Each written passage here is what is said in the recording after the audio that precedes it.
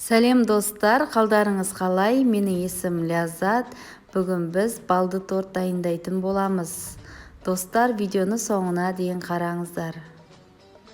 Ең бірінші сары майымызды ертіп алатын боламыз. Баяу отта ертеміз. Майымыз ерігеннен кейін оған мед салып, яғни балды қосып, тағы да кішкене араластырып, ас содасын қосып, көпіршітетін боламыз. Осылайша әппақ болып көпіршиді, араластырамыз да отын сөндіретін боламыз. Одан соң жұмыртқаны ағарғанша көпіртеміз. Қантты бірден салып жібермеңіздер, бөліп салатын боламыз.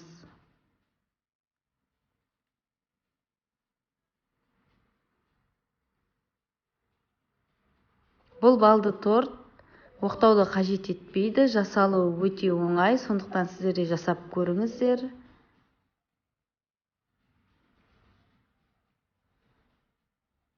Мінекей дайын болды жұмыртқамыз. Енді оған ертіп алынған бал мен майыңды құятын боламыз.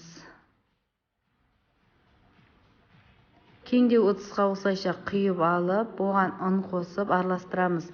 Ұнды да бірден салып жібермеңіздер. Осылайша 2-3, кейде 4 бөлікке дейін бөле отырып салсаңыздар болады.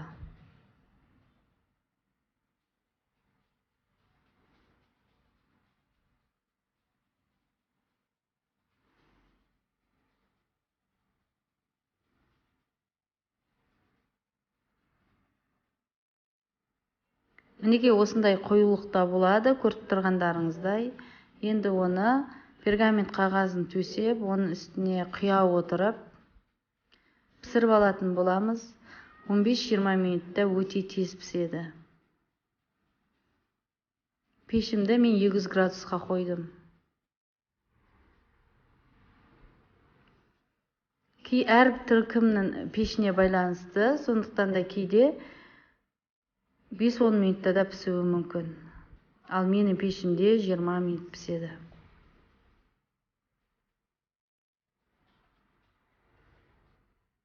Енді арасына салатын кремін дайындаймыз.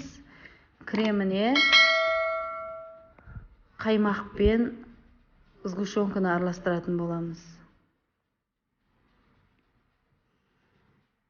Қаймақтың қою түрін пайдаландым.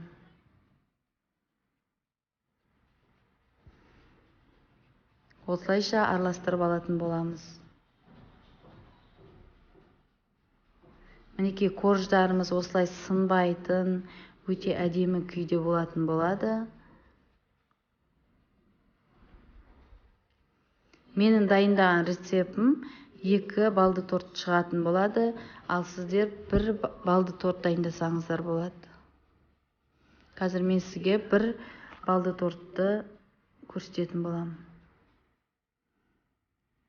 Мінекей осылайша арасына көптеу етіп жағатын боламыз. Арасына сіңіп, өте күшті, жұмсақ, дәмді болып шығады.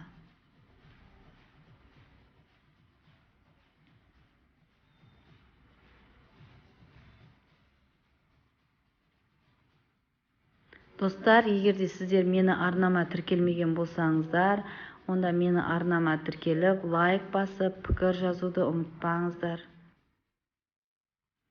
Мені арнамдағы өте оңай, өте жеңіл, қарапайым ғана үйдегі бар заттармен жасалынатын рецептті көргілеріңіз келсе, онда қоңыраушаны міндетті түрде басып қойыңыздар.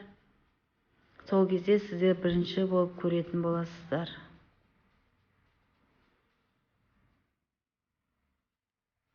Корждардың жиегін кесіп алдым, жаңа мен теңістеп. Енді сол тегістеп алған қиынды корждарымызды ұсақтап майдалап алатын боламыз. Егерде сіздерде блендер болмаса, онда қолмен де майдалауға болады, бірақ мен блендер пайдаландым.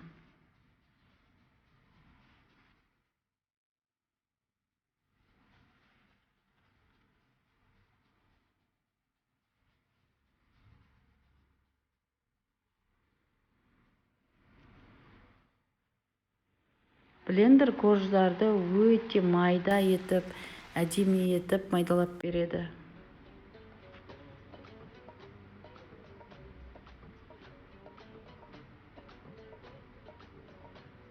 Мінекей көріп тұрғандарыңыздай.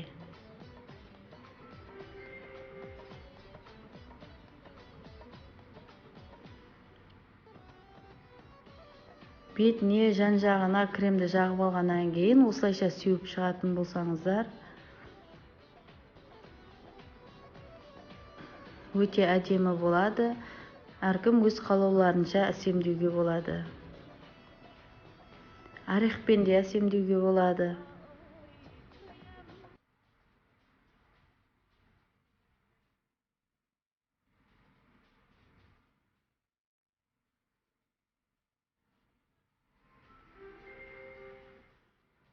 Мінекей достар, біздің балды тортымыз дайын болды. Көріп тұрғандарыңыздай әдемі, жаңа кесіп көрсеткен кезде де мінекей өте жұмсақ болып кесілді. Сіздерге де дайындап көруге кеңес беремін. Ас болсын достар.